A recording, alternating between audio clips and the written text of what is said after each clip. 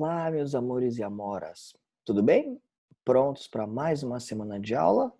Vamos lá. Hoje nós aprenderemos e falaremos sobre sequence adverbs, ou seja, advérbios de sequência. E como a palavra diz, esses advérbios serão usados para dar sequência a alguma coisa. No caso aqui, ele dará sequência a uma história, a um relato, a uma lista de eventos que você falará escrevendo no inglês, tá? Ele é muito útil e também ajuda muito para que você evite repetições de advérbios, até conjunções, preposições, quando você escreve um texto. Vocês sabem muito bem que quando você escreve redações, na matéria da professora Mari, se você usa a mesma palavra muitas vezes, ela desconta ponto. Então, depois disso, então. Todas palavrinhas assim, num texto, faz com que ele fique fraco, faz que ele fique pobre, faz que ele fique, tipo assim, mostrando que a pessoa não sabe usar a língua dela, né? Ou seja, no caso português normalmente. No inglês é de igual forma. Você ficar usando o mesmo tipo de palavras para escrever um texto faz com que seu texto fique bem pobre. E no inglês nós aprenderemos hoje 5 palavrinhas, 5, né, advérbios de sequência que nos ajudarão a, quando nós estamos escrevendo em inglês, a contarmos histórias ou uma sequência de eventos de uma forma mais lógica, também sem ficar usando muitas mesmas palavras como então, depois, então, depois. Beleza? Vamos lá. Toda vez que nós começamos uma sentença ou começamos uma lista de eventos, nós vamos usar a palavra first, que first no inglês é o quê? Primeiro. Então, first, né, indica o começo de muitos eventos. Então, exemplo aqui. First, I would like to say good morning to everybody. Então, primeiramente, eu gostaria de dizer bom dia a todo mundo. Eu gostaria de falar bom dia para todo mundo. Tá vendo? Primeiramente, ou em primeiro lugar, o primeiro. Ou seja, começando, ou seja, a partir daí, a pessoa vai dar uma lista ou vai falar vários e vários eventos, tá? Então, toda vez que a gente for começar a usar um relato, a escrever um relato, a falar um relato, na qual tem mais de opções, você vai começar com first. Depois disso, tem o then, o after that e o next. Todos eles podem significar tanto então, como também depois. Tá, professor? Qual que é a diferença? Na verdade, eles são todos sinônimos. A diferença é que você vai usar eles para fazer 3 outras sequências. Então, você não precisa ficar usando then, after that, or next.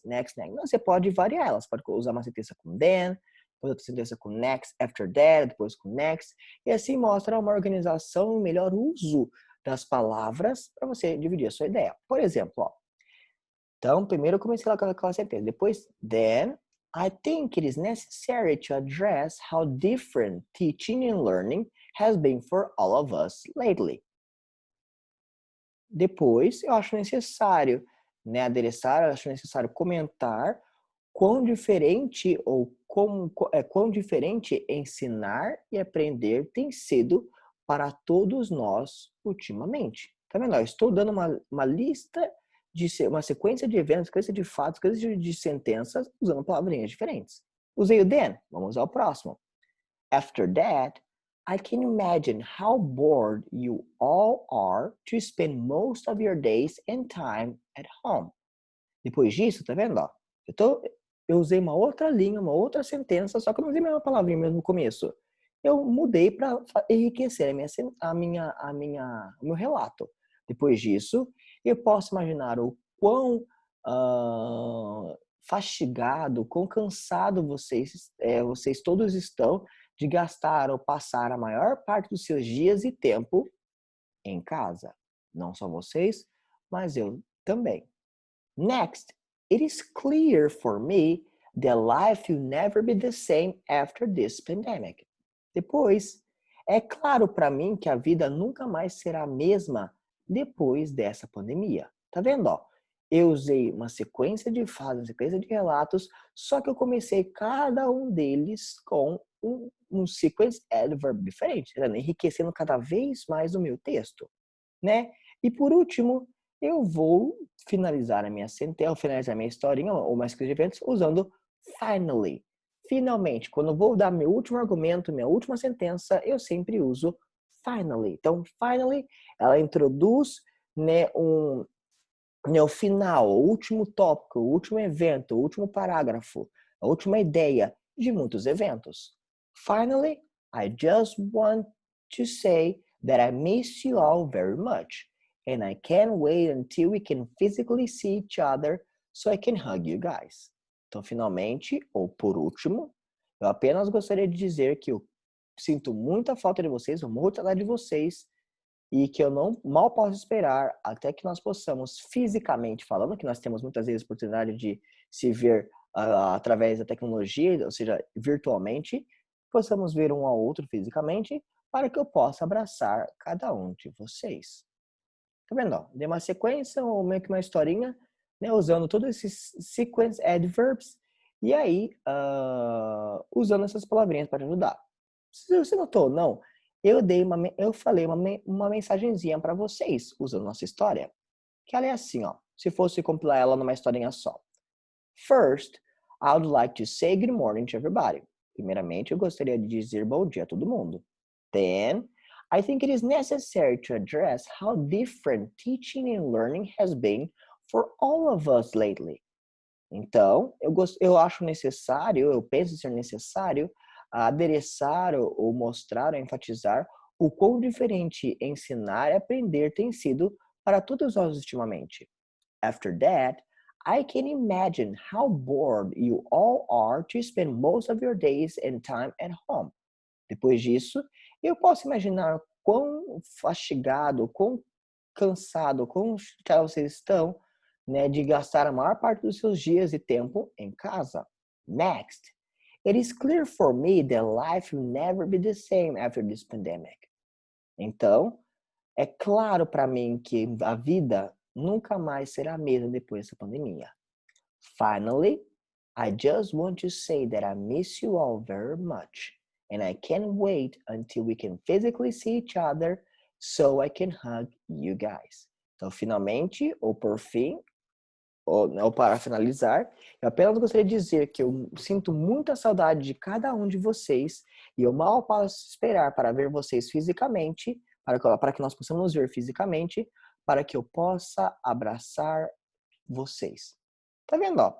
Eu apenas fiz um textozinho, uma pequena redaçãozinha, dando um pouquinho, uma série de eventos, uma série de coisas, usando, né, os cinco, né, os quatro, né, os cinco advérbios de sequência. Claro que isso foi uma historinha, apenas uma desculpa que eu tive ali, para poder falar para vocês que eu tô morrendo de saudade. Tá? Mas na verdade, se fosse mostrar uma lista de eventos de sequência de forma correta, seria assim, ó. How to make ice. Como fazer gelo. Sério, Xoxinho, só ensinar a gente a fazer gelo? Claro. Eu vi um tempo atrás um vídeo de uma menininha ensinando como fazer gelo no YouTube. Um tutorial. Então, se fosse pegar o script dela, ou seja, a parte que ela falou, e botar em forma escrita, ficaria assim, ó. First, you need to get an ice mold. Primeiro, você precisa pegar uma forma de gelo. Then, you need to fill it with water. Depois, você precisa de enchê-la com água. After that, carefully put the ice mold in the freezer. Depois disso, cuidadosamente coloque, né, a forma de gelo no freezer. Next, wait around 45 minutes until the water freezes. Então depois, espere por cerca de 45 minutos até que a água congele. Finally, take the ice mold out of the freezer and take the ice cube out of the mold. Finalmente, ou por fim, ou finalizando, tire, né, a forma de gelo do freezer e tire, né, os cubos de gelo da forma. Tá vendo? Uma sequência de eventos, uma lista de coisas para se fazer e todas elas eu usei o quê? Os advérbios de sequência. Bem simples. Essa aula é para vocês apenas aprender sobre os advérbios de sequência e saber como usá-los. Por acaso vocês vão fazer, da página 175 a 178, os exercícios 2 e 3 da 175 e 176, exercícios 1 e 2 da 177 e 178, beleza? Claro que vai estar, né, escrito para vocês aí no Escola Web, no post, mas se você quiser se adiantar antes de ficar vendo o post, está aí. Então, aí, meus amores, até mais, tô morrendo de saudades e vejo vocês numa próxima. Bye, bye!